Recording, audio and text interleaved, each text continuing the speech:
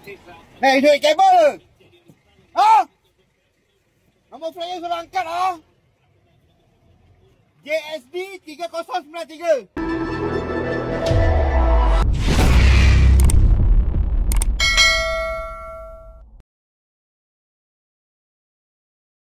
Satu cubaan mencuri kabel gagal apabila perbuatan itu disedari oleh seorang pemandu yang kebetulan melalui kawasan berkenaan. Insiden tersebut dilaporkan berlaku di Jalan B3 Avenue, Auckland.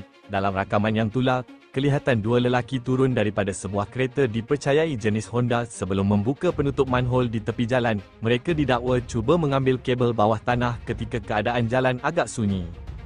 Tidak lama kemudian, seorang pemandu yang melalui laluan sama berhenti selepas menyedari aktiviti mencurigakan itu.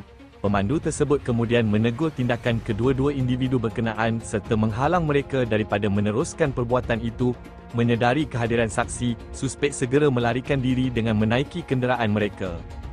Menurut maklumat awal, kejadian tersebut kini dalam siasatan pihak polis bagi mengenal pasti identiti mereka yang terlibat serta memastikan keselamatan infrastruktur awam di kawasan berkenaan.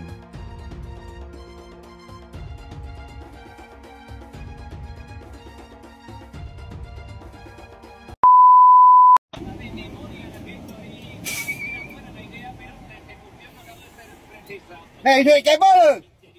Ha? Nombor flyer suruh angkat ha? JSD 3093. Ambil.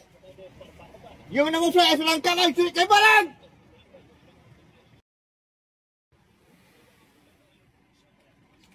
JSD 3093, nombor flyer suruh angkat. Ha? Itu duit kabel kan? Woi!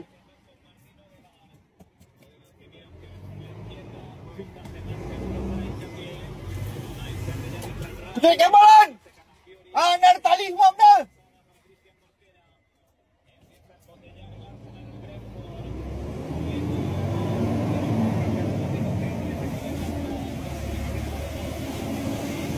Apa nak boleh?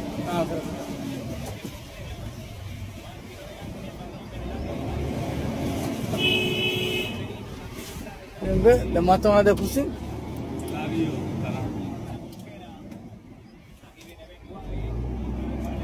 Mesti dia mandi lagi. Tengok video.